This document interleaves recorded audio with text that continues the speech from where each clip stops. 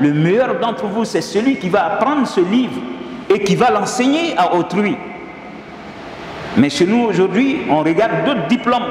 Celui qui a la connaissance qui fera que l'on sera sauvé dans cette vie de dunya et celle de l'au-delà, souvent il devient une personne vile devant les gens. Alors que sans celui-là, rien ne peut marcher sur terre. C'est lui qui doit vous dire comment adorer Dieu, comment prier, comment jeûner, comment faire la zakat, comment aller accomplir le pèlerinage, comment être bienveillant envers les autres, en commençant par les parents. Donc celui qui a la connaissance, il est condamné à propager cette connaissance.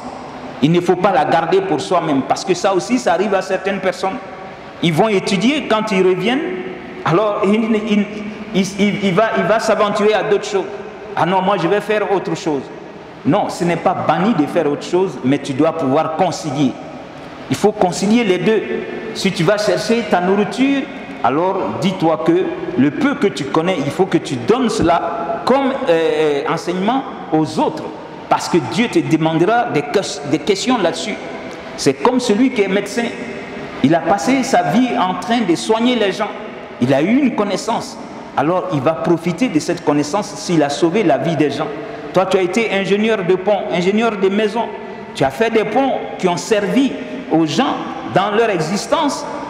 Alors ton instruction a été profitable. C'est comme d'autres vont avoir la connaissance de la sorcellerie et de la magie. Ils passeront leur temps aussi à tuer les gens, à faire du mal, à aider Satan, à travailler avec les génies. Eh bien, la connaissance ne te profitera pas le jour de la résurrection. Et lui-même, il sait que ce qu'il est en train de faire est mauvais. Souvent, il te le dit. Mais il ne sait pas qu'est-ce qui l'amène à continuer. Ben, le jour de la résurrection, tu as eu une connaissance qui était une preuve. Et comme toi, tu t'es aventuré dans cette voie, alors tu iras en enfer parce que ta connaissance était nuisible. Combien de gens qui souffrent parce que toi, tu es à la base de leur souffrance. Tu es devenu l'allié de Satan.